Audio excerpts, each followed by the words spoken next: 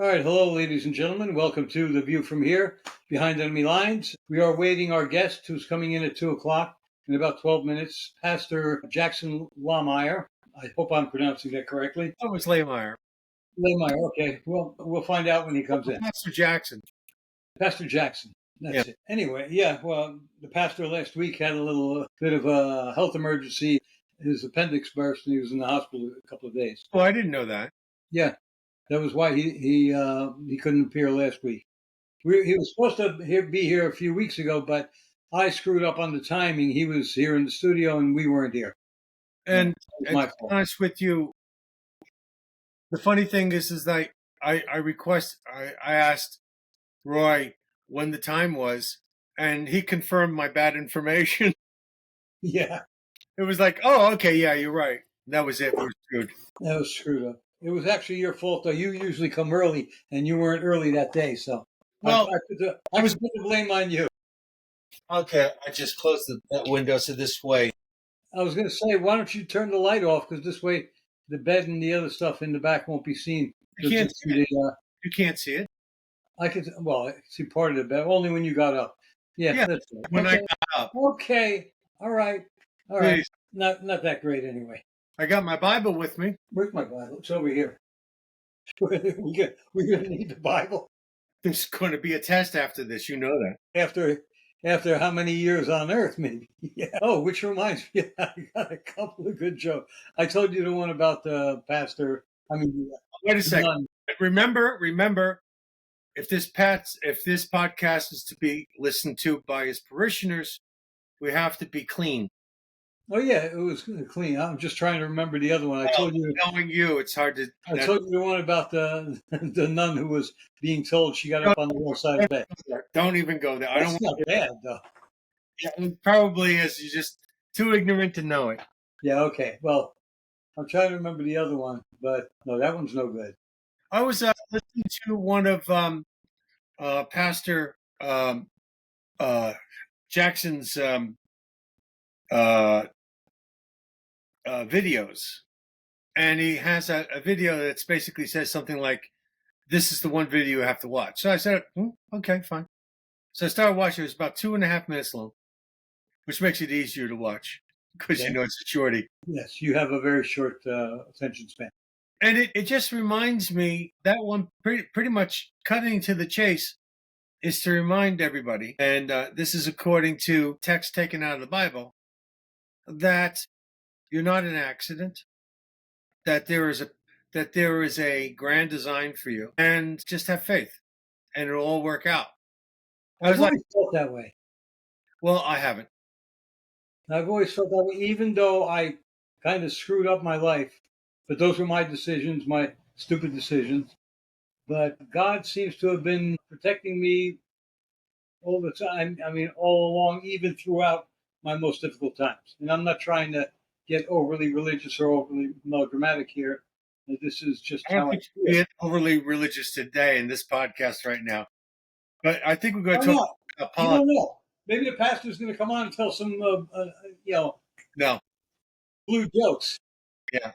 Give me the blues. But you never know.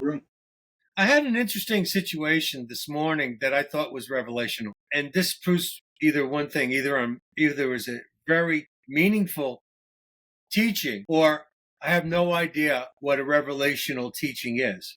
So anyway, let's go for it. I wake up this morning after the garbage truck passes, because today is garbage day where I live. I looked outside, and all of the garbage cans that I could see in the neighborhood that held trash were empty, except for mine. Mine had trash. So I said, "Oh God, I got to go a whole week with this trash and my garbage can. I'm going to have to get my secondary garbage can, and it's going to start stinking and all this other stuff." And I had a whole bunch of scenarios in my head what might happen. I went out, I did my workout, I came back, I saw the garbage can, I said, "You know what? Stop making a big deal out of this. People are going through hell right now." I says, "Just address it." So I said, "Oh, I do have a garage. I can temporarily put this old garbage in the garage, and next garbage day, I can put it out.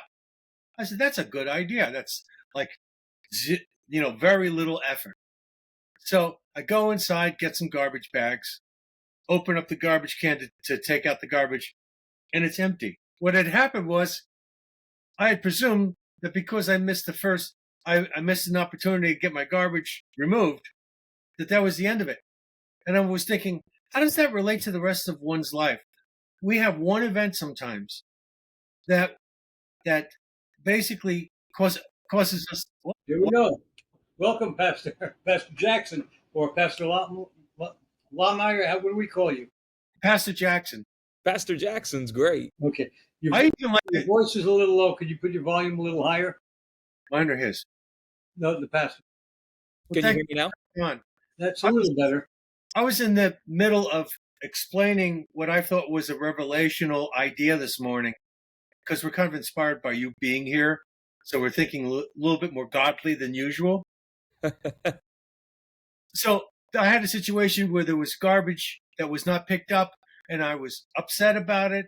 And then I decided when I came back after my workout that I was just going to handle it, that I had resources. I could put it in the garage temporarily, hang it from the rafters so nothing can get to it, et cetera, et cetera. So I got ready to go ahead and do that.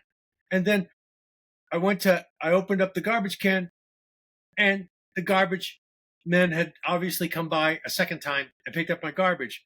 And then I thought, isn't that a teaching in life? How many times do we presume that one event is the pattern? And that was the teaching that came to me today. It's awesome, man. I had to tell you something interesting. Otherwise, by the way, Pastor, I'm Roy, and that's Mike. Okay. Just so you don't confuse us. Awesome. Well, guys, thanks for having me on. No, thank you for being here, especially after my screw up a couple of weeks ago. No, you're just fine. Actually, I think it was God protecting him from your foolishness. But then God must have realized that I had a revelation coming, and it was worth the visit. Let's make it happen. So, tell the audience about yourself, about what you do and how you got involved in with the Trump administration and so forth. Yeah, so I pastor a church here in Tulsa, Oklahoma, Sheridan Church. We also have a campus in Oklahoma City. But during the 2024 presidential campaign, I led Pastors for Trump, which was the coalition of over 10,000 pastors, actually, in all 50 states that helped mobilize the largest voting bloc in America, which is the evangelical voting bloc. And the numbers were astounding. Evangelicals turned out, and they broke towards Donald Trump in record numbers. And so now he's the president of the United States, and he kept a campaign promise to all the pastors that he would start up what is called the Faith Office. So the White House Faith Office is a brand new office. It's in the West Wing of the White House, and it reports directly to POTUS, led by Pastor Paula White, who's doing a great job, and Jenny Korn. Those two women, those are fighters, and they're doing a great job. And I'm just happy to be able to come alongside and support what they're doing and the initiative of the president. Wow, that's excellent. You know what I like about that? I went to a couple of churches during 2020. Hoping to find one where there was a pastor that was speaking about the moment, not just about parables, actually bringing them into life. Couldn't find one. And here you are. Another miracle. I'm here. But it's sad how many pastors would not speak to the moment that our nation was in and that their people were in. But then there were many who did. And so it's kind of this really sad state. There are some who did, some who did not. All of us should have been addressing what people were living through, especially from 2020 to 2024. And unfortunately, there was a lot that kind of just on the sidelines. They were silent. They didn't make a difference. But there were those who stood up, who spoke up and made a real difference. And now Donald Trump is in the White House where he should have been all along, but we're grateful for that little window of time because it set us up to where we are today. And, I kind of joke around with people. I'm kind of glad Trump was not in the White House from 20 to 24 because Now we are like behind a man on a mission, and nothing is deterring him, nothing is stopping him. So it's interesting how God can take a bad thing and turn it into a good thing. Well, it's like they say that God works in mysterious ways, that old cliche. I mean, if Donald Trump had been in office during those 4 years, we would not know what we know today about how dishonest and evil members of the media are, members of the Democrat Party are. Most of the country has opened its eyes, not all, but most of the country has opened its eyes as to the communist basis of today's Democrat Party. Yes. John Kennedy would not fit in today's party at all. He would be closer to Ronald Reagan and conservative party than he would be to a Democrat. Right. No, he would. I think Kennedy would probably even think about joining MAGA like RFK did. Yeah, RFK had to think hard about that, but after he met Donald Trump and they spoke for a while, he decided to come on over. We had an anti-Trumper that we interviewed that actually had gone over to Trump, even though he still hated Trump. Considering what was available, he had to vote for Trump. And the main reason was because Kennedy went ahead and spoke well of him. And he believed in Kennedy. Roy and I were talking about this before you came up. Yes, we were talking behind your back. And I hope good things. We promised each other we wouldn't use foul language on this particular podcast today, so this way you can pass it along. So anyway, what I was thinking is, because of the insanity going on in California, Los Angeles, and about to happen this weekend throughout the country, and hopefully it's not duplicated like in Los Angeles, I was thinking, wouldn't it be great for you to lead us in a prayer for this country? Oh, I'd love to. You just tell me when. And absolutely, our prayer right now, because we heard that Saturday there are going to be demonstrations planned. All of these are spontaneous demonstrations going on all over the country. And Mike was worried because he found out this morning that in Easton, where he lives, there's going to be a demonstration. Yeah, we've got them planned in Tulsa, where there's two of them in Tulsa and one of them happening in Oklahoma City. So yeah, these are just kind of sparking up, just like it was coordinated in the summer of 2020. This is just a replication, same game plan. Hopefully, though, this time it doesn't spiral out of control, right, like it did in 2020. Well, it's already in Los Angeles. I did see a video of people, I don't know where it was, but trucks were coming by and handing out gear to people that included masks and helmets and things, and God knows what else. Bricks. So I'm sure they have some bricks in there too. But they were handing out bricks to different people who were actually paid protesters. And there was an ad in Craigslist offering, I think, as much as up to $1,900 or $1,600 for them to be there for the day. So somebody with deep pockets is funding all this. I think we might know his name. Well, that's just one name. Yeah. I think there are more. Oh, yeah. I think Bill Gates is involved in more than just fake meat. Yes. Okay. And we know about Soros. Actually, one lady, apparently, I don't know if this is true again, but supposedly a whistleblower is ready to testify. She got caught. She's ready to testify that Alex Soros and George Soros and somebody else paid for her and other people to go out and demonstrate. Wow. Riot. Well, Trump's anyway, let's get to the prayer for Trump's approval rating has gone up 54% now, and a lot of those shifts in approval is from moderates that until a few days ago did not see the truth of it. So we're ready. All right. Well, let's pray. Father, we thank you that in the midst of chaos, you can bring order. And we pray for our president. We ask that you'd just give him divine wisdom, continued divine courage, that you'd give him insight into decisions that need to be made, things to do, things not to do. And we just pray for peace in our country, Father, that whether the protests happen or they don't, may they not spiral into violence and chaos and destruction. So may your spirit move in our nation and diffuse those who are looking to wreak havoc upon our way of life. We ask that you would unravel the plans of the enemy, that you would expose them, and that they would be stopped in their tracks. And Father, we thank you. There will be peace this weekend in the United States of America. We thank you for that because you're going to do what only you can do. Protect our law enforcement, protect our first responders, and give all the different city officials and state officials wisdom in how to navigate these waters. And may this summer be nothing like the summer of 2020 in Jesus' name. Amen. God bless you. Thank you. Yeah. Oh, you've done that before. Thank you. Is there anything that you wanted, specific that you wanted to come on and talk about?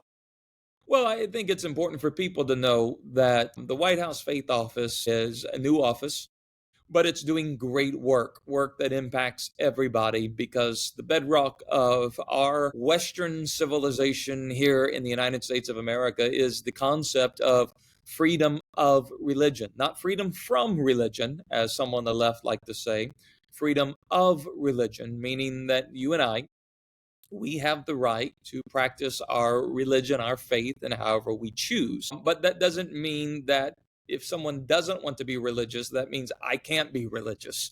And so freedom of religion is very important.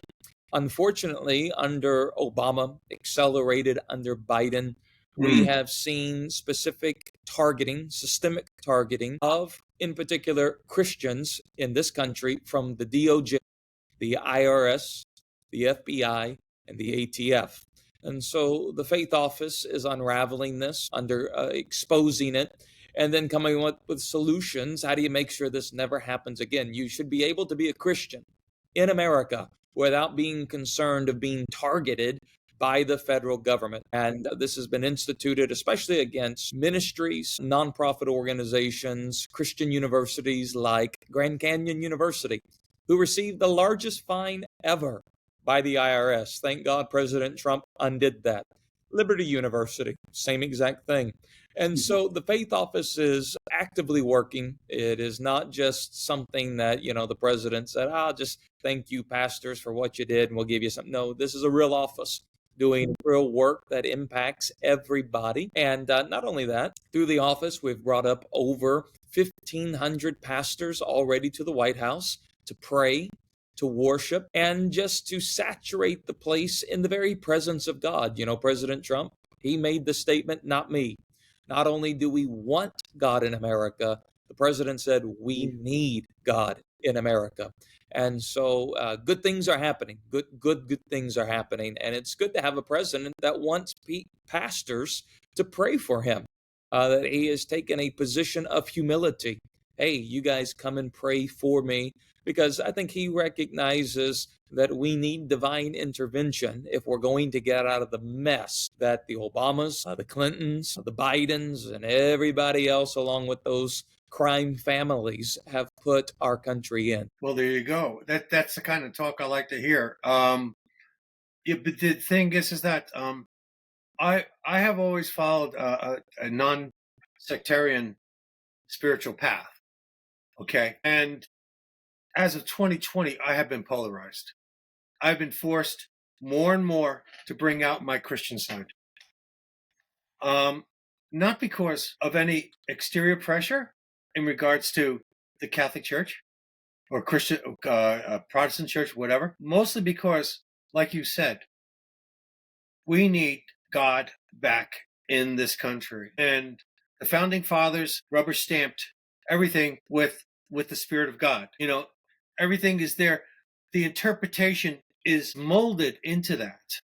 So as I get older, I notice the lack of the hollowness in people, and many of those people are the ones who don't believe in anything. They have nothing greater than themselves to aspire to, or to basically receive affirmation. It's sad.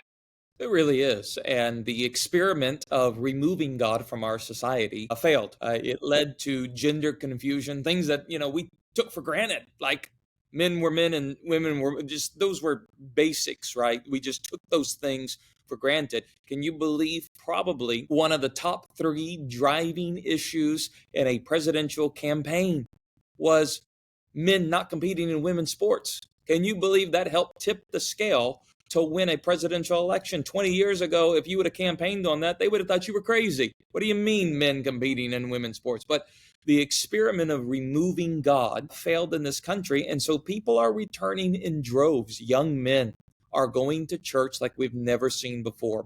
We had I heard record that, high Easter attendance services all across the country.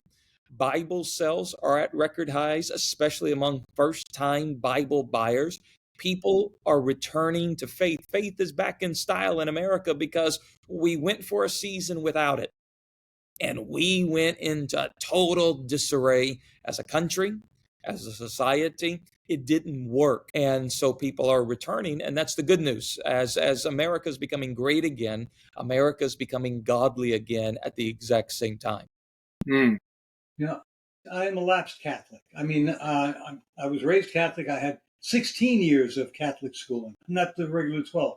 16 years because I went to Catholic university. I guess, I am Christian, because I believe in Christ. I don't believe in a lot of things the Catholic Church taught me. However, I still have the love for it in my heart.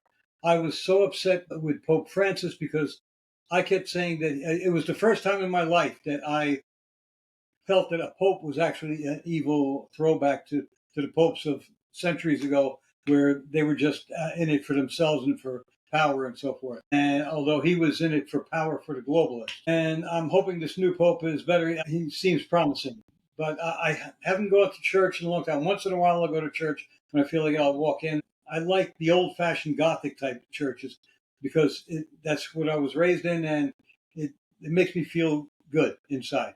I walk into these glass and steel and light wood structures, and it's just not the same to me. I mean, I don't know what kind of church you have. I don't want to insult you or anything if that's the construction you have, but I prefer the Gothic things because it just makes me feel more spiritual. Gives me a sense of awe. And what was the point of all this now? Anyway, I was surprised, pleasantly surprised to find out that Gen Z is actually becoming more religious than the last few generations. I mean, the last couple of generations after the boomers have totally gone away from God. When Mike and I were young, we could play outside at 9 o'clock at night. Nobody was going to bother you. And well, in those days, it also helped that there was no air conditioning and people were out on the porches talking and so forth because it was cooler outside than inside in the summer. And if anybody had tried anything against the child, forget it. They would have been like bees on their target.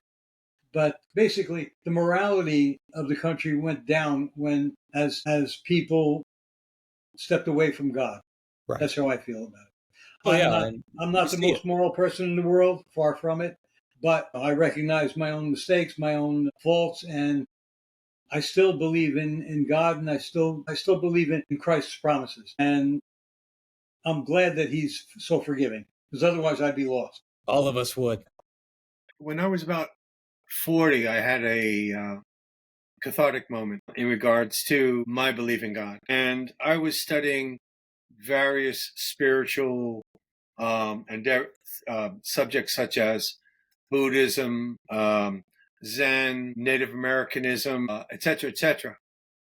And it was kind of funny to find out that many of the things that Jesus had taught, I found the metaphors in the other religions kind of validated him, which is kind of interesting. It's like you go to somebody and you say, I don't think what you just said is true. And then you walk down the block and somebody goes, blah, blah, blah. And you go, oh my God, that's two people. There's a very, very good chance that this might be true. So the thing is that I used to go hiking in the woods by myself a lot. And one day I came to the realization that I was never going to be smart enough to be able to come up with a formula to either prove or disprove the existence of God. And I just started crying.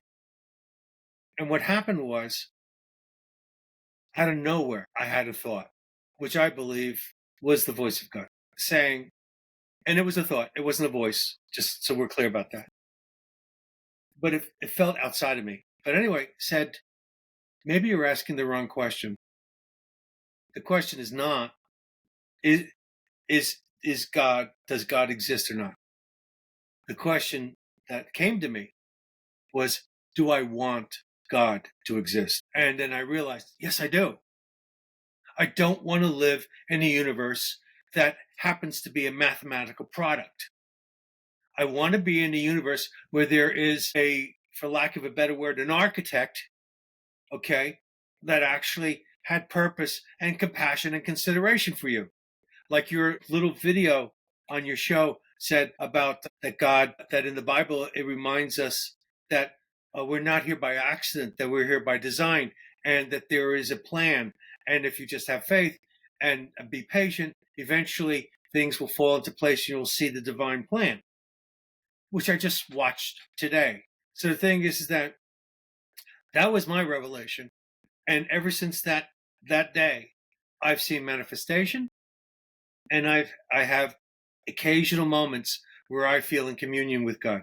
Yes. No, that's beautiful. And, it's an interesting thing. The Bible never tries to prove the existence of God. And the reason being is because the Bible assumes that the reader has enough common sense to know there must be a God. Atheism is a new thing. 99.9% of all humans that have ever lived have believed in a God or gods. So it's a very, very, very small number of people who say there isn't a God. What the Bible does, the Bible assumes you believe there is a God.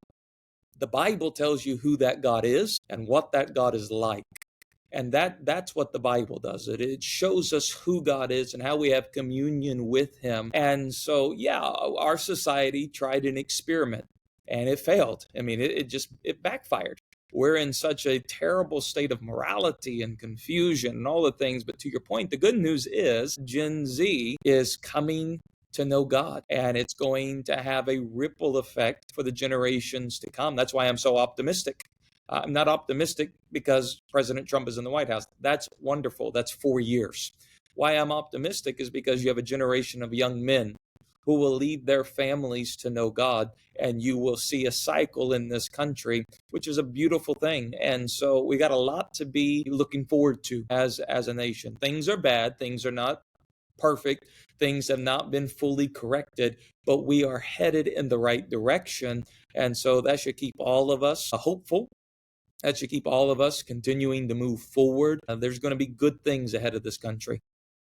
For many, many years, I'd say over a century, they've been trying to tell us that scientists don't believe in God and so on and so forth. But on the contrary, there are many scientists which we're not told about. For example, Einstein believed in God. Yes. He believed there was a God.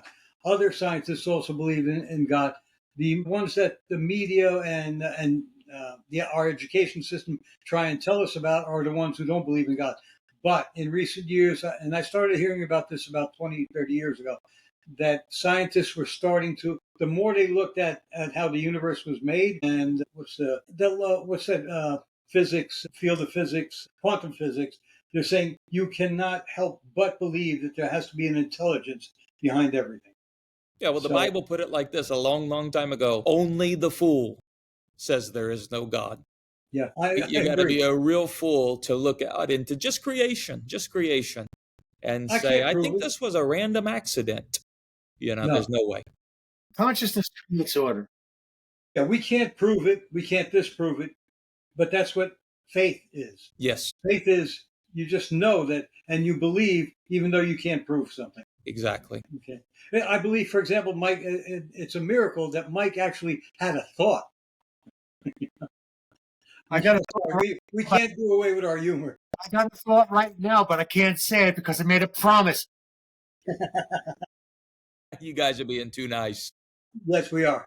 He could never be too nice. But the thing is that, yes, normally we're told that we're like magpies constantly fighting at each other. But the thing about Generation Z, I think they've been able to see the product of a hollow life.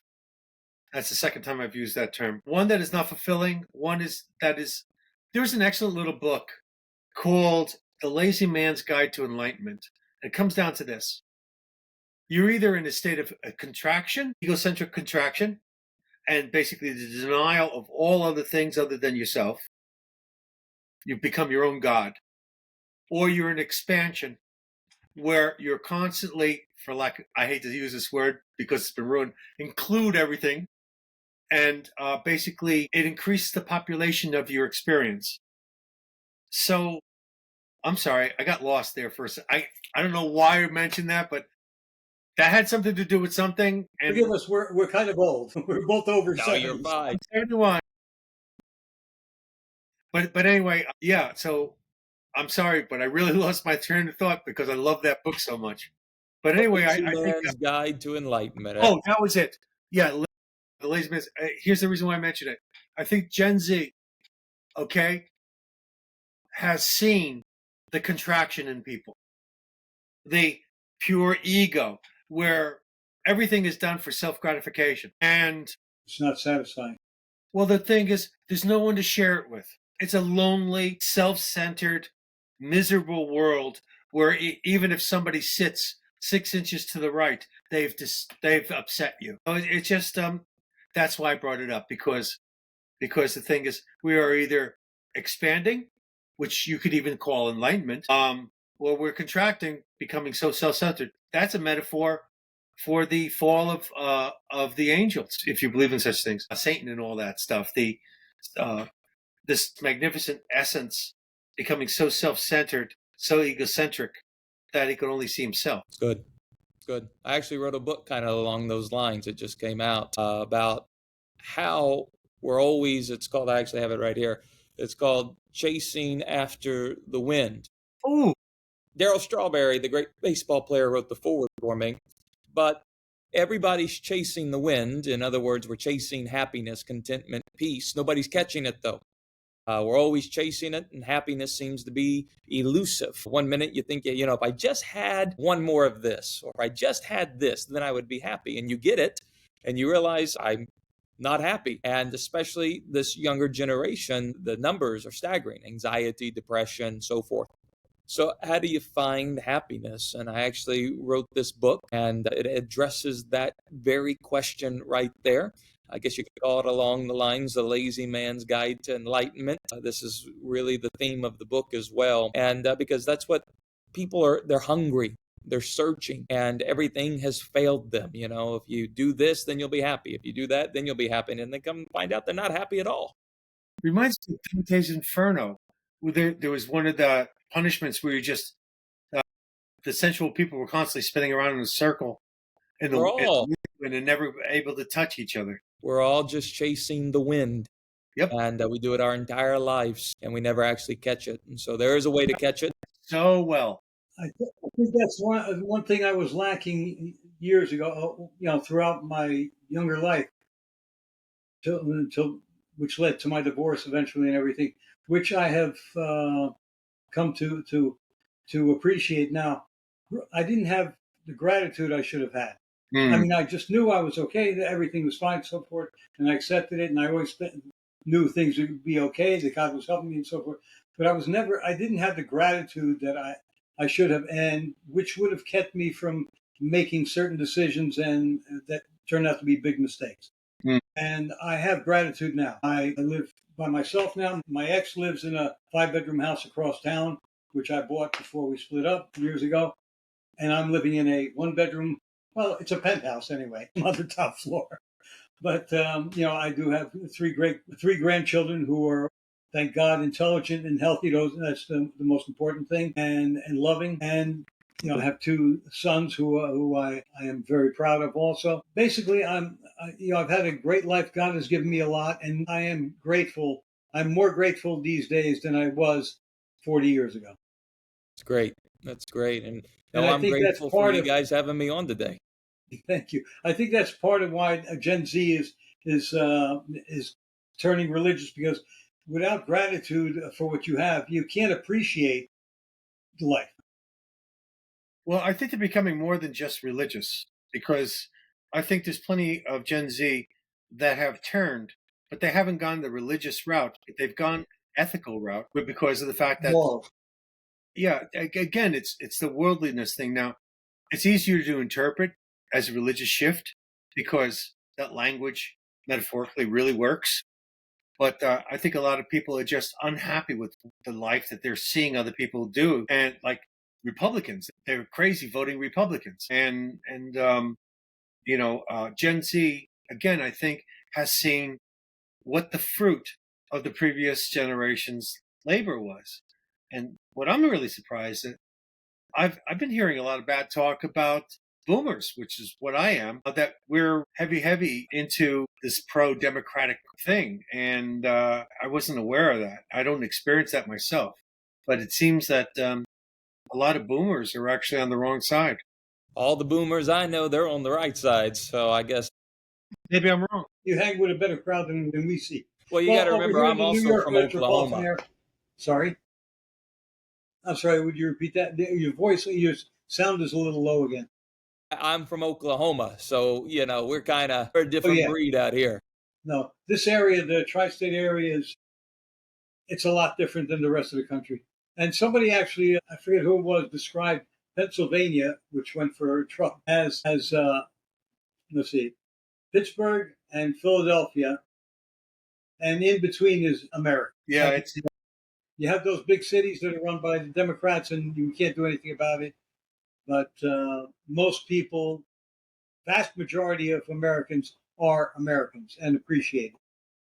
I heard for the first time on one of the news stations that there's talk that there's a number of people that are pushing for the argument now that the LA riots have taken place and the Democrat Party is promoting it and not speaking against it or not speaking against the behavior, that there are some people out there that want Trump to call the Democratic Party a terrorist group. For what? Inciting violence and all that, which is what they're doing. I mean, they're doing it. They've been doing it, and the thing is that they tamper with elections. They are responsible for bringing in millions of criminals into our country, which are right now hanging out in Los Angeles. That's the problem. It's like, we have such a large population of these people that even if they're not inherently bad, they may go along with the flow just because they don't want to leave. Right. No, we have a major problem.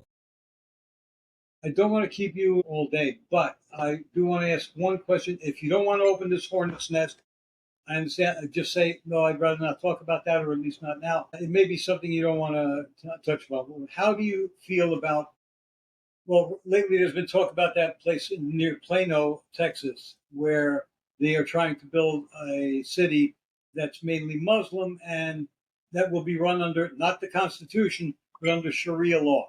I mean, do you have any thoughts on that, or do you even want to touch the subject? Oh, yeah, that's absolutely ridiculous and should not take place.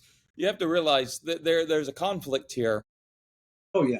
Sharia law or even Islamic values do not mesh with Western values. The Islam and Western civilization do not mesh. And here's the thing, you have to realize this, and I'm willing to say it. They're not coming here to assimilate into American society. Islam has a global agenda, and that is to spread and take over everywhere they go and to implement Sharia law where they go. Sharia law does not work, neither does it mesh with Western values. So no, you can't have that. You can't have that. You have a group, you can't have it. So, I'm not the only one who feels that way. I mean, people think I'm prejudiced and so forth. No, you want to worship your way, go ahead. But there are 47 countries where Sharia is the law. Go there and live there. Don't come over here. In England, they have hundreds of mosques. England's been conquered. They have hundreds of mosques, yet they insist on blocking the streets to do their prayers and not letting anybody get by while they're doing that. It's just flaunting the fact that they have conquered you. Yes. Well, here's the thing, that the Muslim, what I've been told, is that the Muslim group as a whole, from the leadership point of view, for sure, sees every location, every state, as either being a house of war or a house of peace.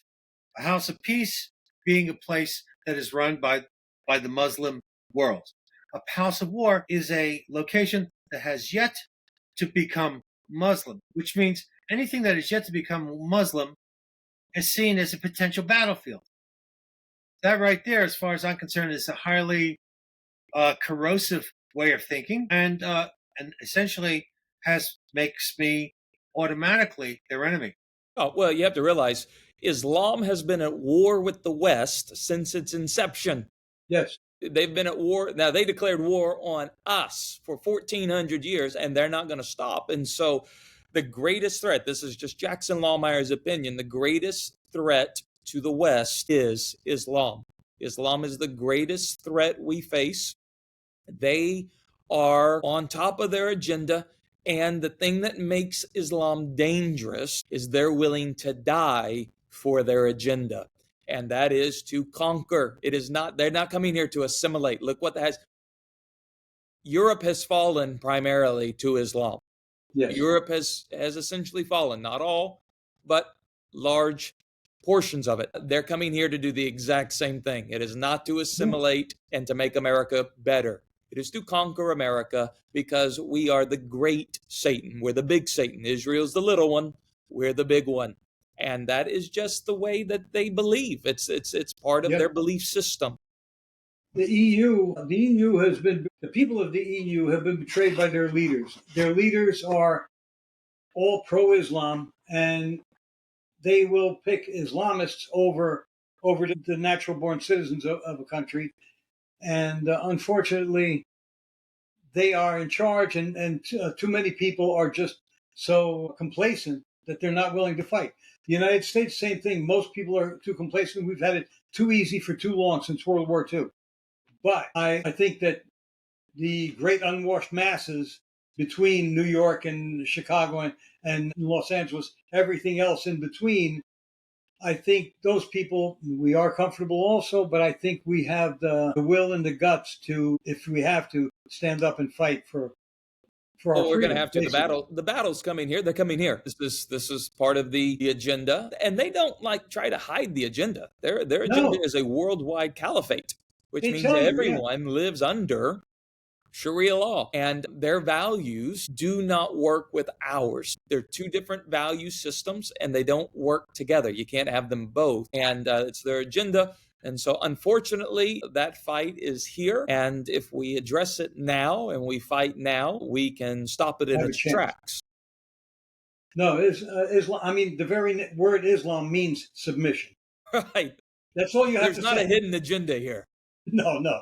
I mean, they've been telling it to our face for forever, for 1,400 years, as you said. Yes. And like I said, people say I'm prejudiced. I'm not prejudiced, but there are they estimate 1.5 billion Muslims, and they say, oh, only 10 to 15% are radical and want to do that and so forth.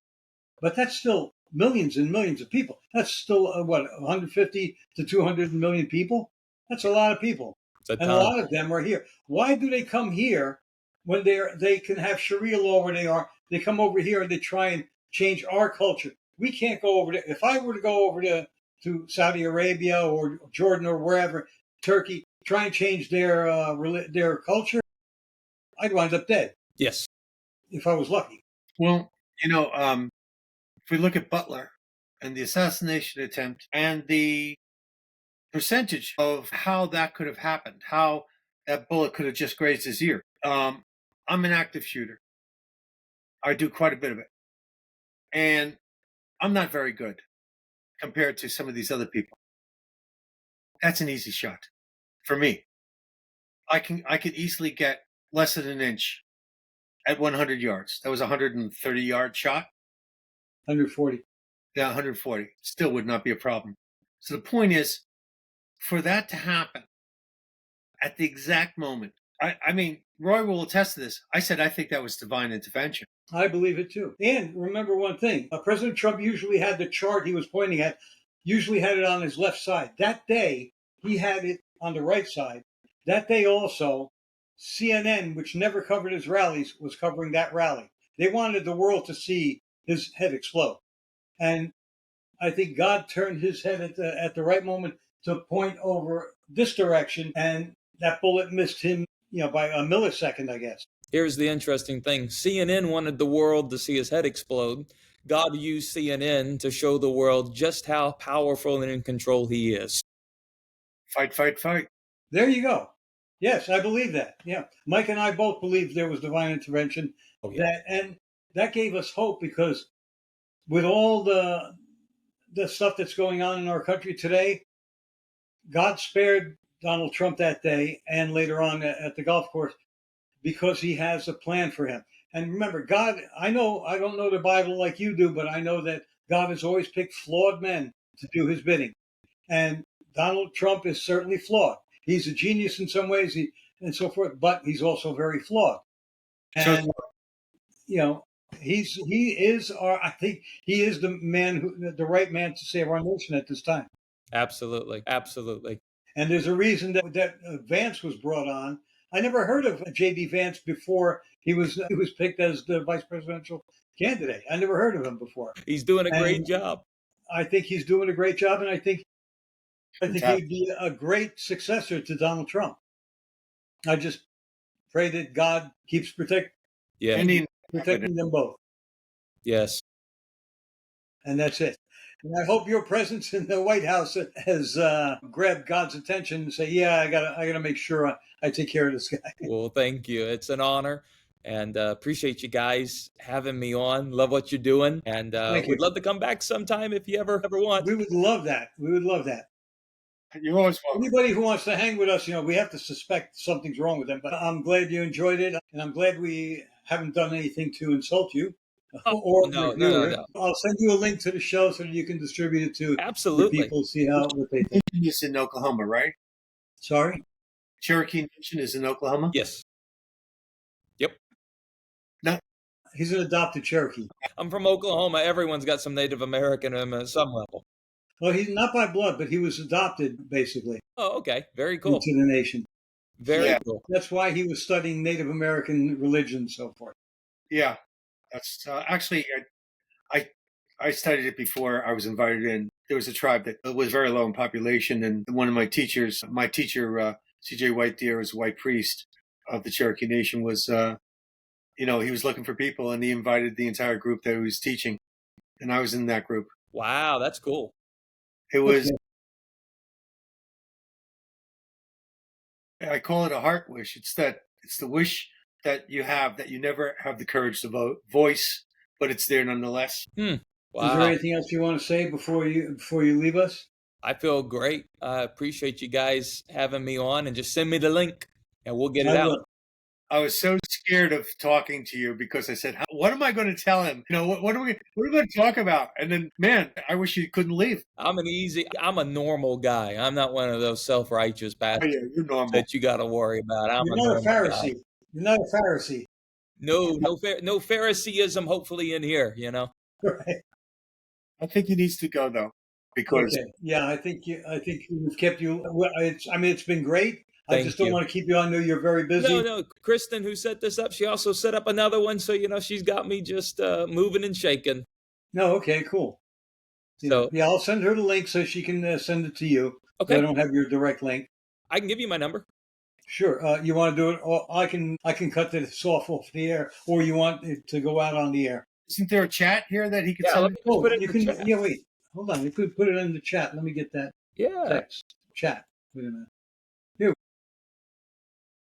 To the 20th century. Come on. Actually, it's not the 20th century anymore. It's the 21st. That's how old I am. Wait a minute. Text. I used to be able to text myself. Chat. I can't seem to. Well, that's okay. You can get in touch with that. I'll have Kristen give it to you. I'll just tell her. Here it is. Okay, message everyone. Here it is. Do you see that come through? I see something. Got it. Here we go. At the bottom, you can give it to me. Yep. Here it is. Very good. Boom. Boom. Just sent. And if you'll just shoot me a text, I'll save your number in my phone. Would love to do it again. Will do. All right. Thank you, guys. Thank you very much. Say hello to the Trumps for us. Absolutely. You guys be blessed. Thank you. You too. Thank you. Bye-bye. Bye. That was really good. I really enjoyed that. I'm amazed that you were actually civilized enough to be able to talk to him, because you're nothing more than a wild. Because he's going to watch this, and because his people are going to watch it, I'm not telling you what I'm thinking right now. I was afraid that the conversation would go stagnant, but he's very engaging. He is. He's a very nice. He's a regular guy. He's not a pompous stuffed shirt. We still recording?